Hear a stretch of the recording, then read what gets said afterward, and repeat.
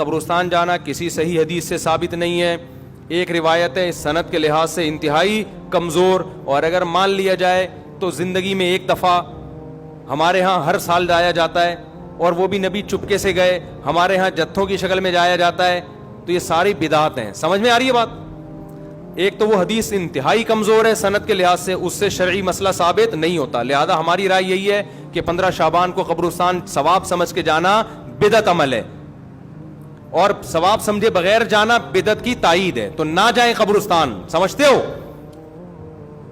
نہیں آ رہی بھائی, ان کو رہنے دو.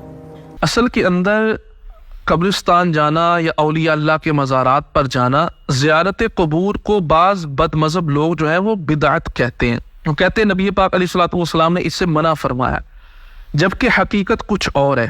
اصل کے اندر ابتدائے اسلام میں جب لوگ کفر و شرک کے اندھیروں کے اندر پھنسے ہوئے تھے اور کفر و شرک کے اندھیرے سے نکل کر اسلام کے نور سے منور ہو رہے تھے, اس وقت نبی پاک علیہ الصلوۃ والسلام نے, جب شروع اسلام کا زمانہ تھا, اس وقت لوگوں نے چونکہ قبروں کو سجدہ گاہ بنا لیا تھا.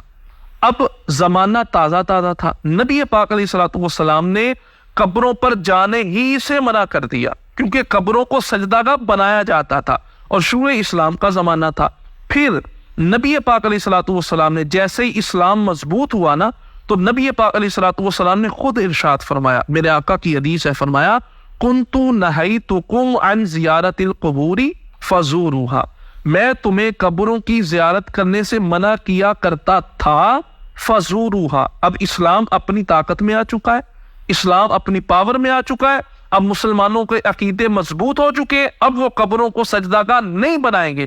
تو حضور نے ارشاد فرمایا فزوروها, اب اس کی قبرستان کی قبروں کی زیارت کیا کرو, کیونکہ یہ تمہیں آخرت کی یاد دلاتی ہے. اب رہا شب برات میں 15 شعبان کی رات میں خصوصیت کے ساتھ قبرستان جانا, یہ بھی نبی پاک علیہ الصلوۃ والسلام کی پیاری سنت ہے.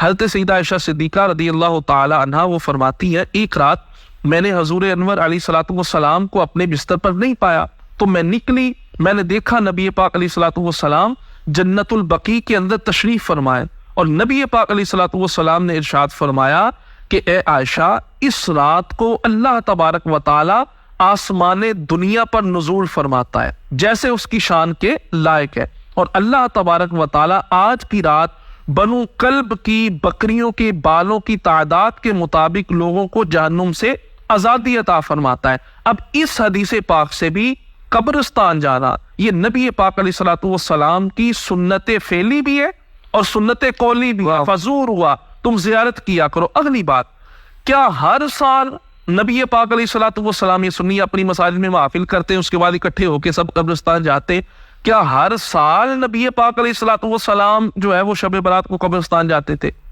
پہلی بات یہ ہے کہ نبی پاک علیہ الصلوۃ والسلام کے حوالے سے ایسی بات نہیں ملتی, اس کا انکار نہیں کیا جا سکتا کہ آپ ہر سال شب برات کو قبرستان نہیں جاتے تھے. ہاں ایسی روایتیں موجود ہیں کہ نبی پاک علیہ الصلوۃ والسلام جب بھی حضرت عائشہ صدیقہ رضی اللہ تعالی عنہا کے یہاں تشریف لاتے تھے نا ان کے پاس, تو نبی پاک علیہ الصلوۃ والسلام ساتھ ہی جنت البقیع میں بھی تشریف لے کے جایا کرتے تھے, اور وہاں پر وہ دعا بھی پڑھتے تھے, السلام علیکم یا اہل القبور یغفر اللہ لنا ولکم وانتم سلفنا ونحن بالاثر. تو یہ نبی پاک علیہ الصلوۃ والسلام کا قبرستان جانا اکثر یہ ثابت ہے.